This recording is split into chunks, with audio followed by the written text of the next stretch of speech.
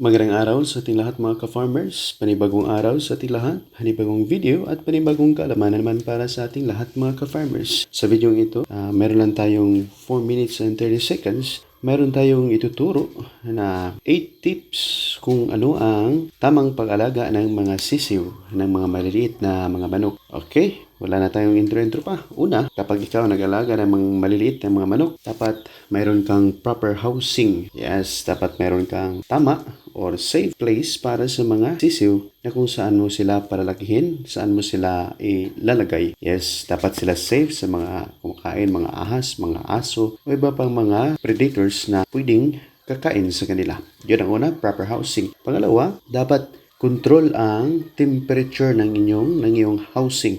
Dapat meron kang heater. Kasi yung mga chicks or mga sisiw ay yung katawan nila ay hindi makaregulate ng body temperature. Kaya nangangailangan sila ng heater na makapagbigay sila ng lakas. Dahil kapag sila ay walang heater, ay sila ay nalalamigan at sila ay posibleng magkakasakit at posibleng maaring ito ay maging dahilan sa kanilang pagkamatay. Yung una, proper housing. Pangalawa, temperature control. Hindi masyadong malamig, dapat naiinitan talaga sila. Kung dapat 95 degrees Fahrenheit yung init. Tapos pag sila ay mayroon ng balahibo, hanggat sila ay lalaki na, kinukuhaan yung init ng heater as temperature control. Pangatlo, nutritious feeds. Dapat yung mga pinapakain ay dapat nutritious din, may vitamina.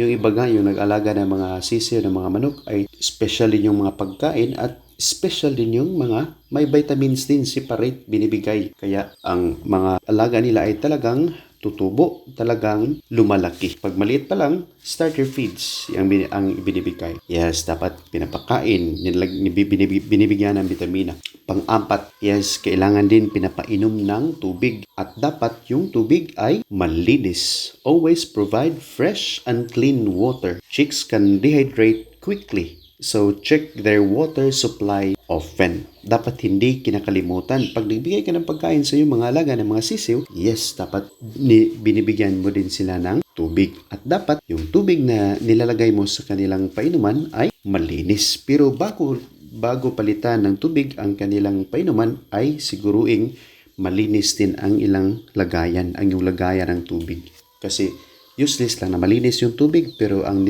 lagayan ng tubig ay marumi. Dapat malinis ang lagayan, malinis ang tubig. Panglima, bedding. Use pine shavings or straw as bedding in the brooder. Yung minsan, gumagamit sila ng palay. Yes, gumagamit sila ng dayami. Dahil yung dayami ng palay ay mainit. Yung iba ay gumagamit ng rice hull. Yes, yun ang ginagamit nila para doon tatakbo-takbo, doon nila ang kanilang mga chicks, mga maliit na mga manok.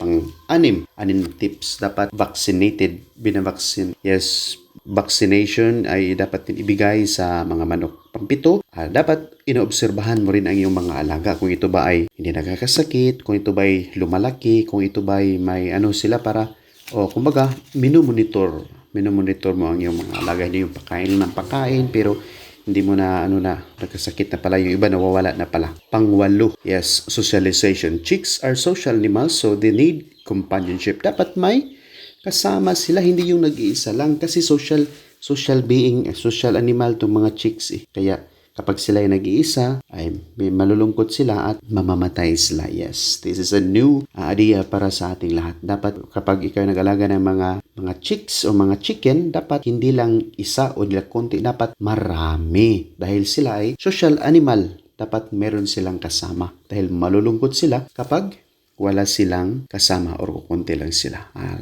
Laging tatandaan, every breed might have unique needs, so it's important to do specific research on the breed of your chicks. Yes, dapat nag-research din tayo sa ating pinipili ng mga uri ng ating mga inaalagaan ng mga hayop o kaya mga manok. Yan lang po. Maraming salamat. At kung hindi pa ka-subscribe sa ating channel, hit that notification bell at para ma-monetize ka, para ma-notified ka sa ating next video. Maraming salamat po.